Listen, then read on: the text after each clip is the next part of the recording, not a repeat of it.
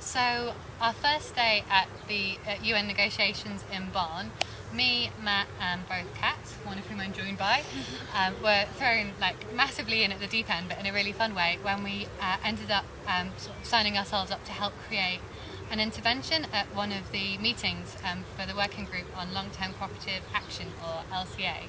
So an intervention is when civil society constituencies get a chance to speak up in the meetings of negotiators, to share their views on the issues being discussed, how they think we should move forward and what outcomes they hope to see.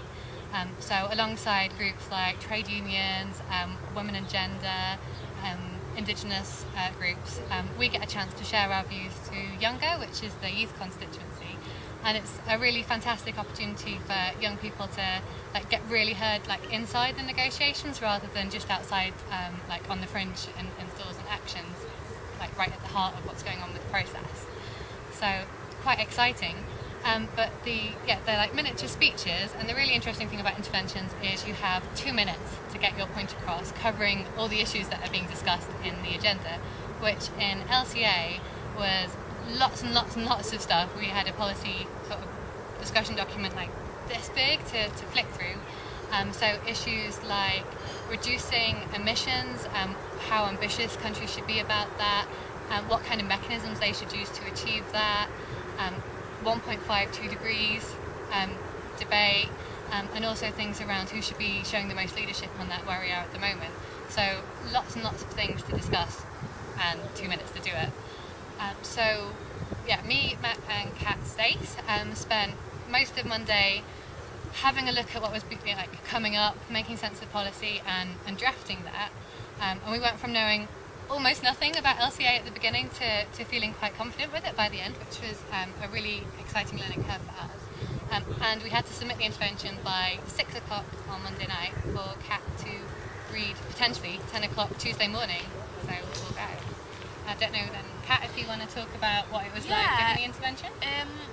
I suppose for people who, I'm not a wonk at all, and I don't really, didn't really want to put myself forward to write it or to go through the policy, because I'm quite the practical person. So I really wanted to put myself forward to work as a team. I think the good thing about this was it was UKYCC at its best, different people and doing different areas. So once I got it, it was this morning really, we had a chance to look at it first, and it was a bit scary because I had an hour to prepare, and I thought I had an hour to prepare, and I think the scariest thing is knowing that you kind of UKYCC and representing Younger are actually given a chance to sway people to change, and I think that's the scariest thing, that if I mess it up, and then kind of mess all the chances up. But so we prepared and went through it. I think as a group and consensus we looked at what I should emphasise, and I said it to a few different Youngers on different, and just really practised it quite a few times, and then came to it today, and it was a bit of and ahhing about when I'd produce it, and then when I did, it was really cool. And when I finished, people come up to me and said that it was actually really good, and I never knew, but apparently a few people started clapping and then felt really embarrassed, and that didn't happen with any of the NGOs. So I think the working group behind it did really well, and I think UKYCC as a whole really shined. And here it is. Thank you, Chair. My name is Cat Hudson, and I'm representing Younger.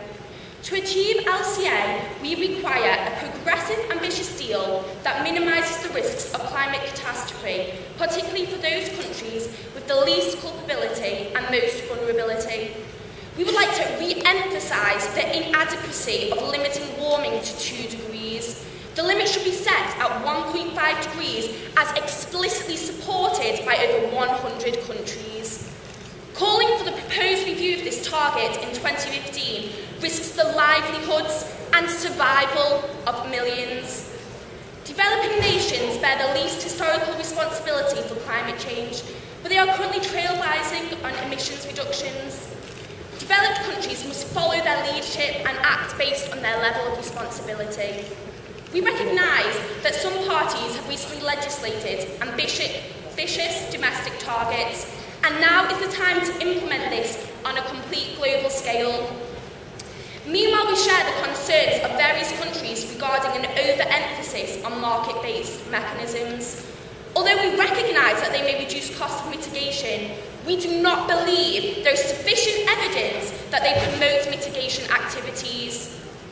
As some countries begin to consider measures as radical as relocation of island communities, we urge you to direct greater focus to adaptation. Building on progress at Cancun, fair and transparent funding mechanisms still require clarification. What's more, capacity building and support for implementation are just as important. We hope that Adaptation Committee will collaborate with a range of stakeholders in developing countries to achieve this.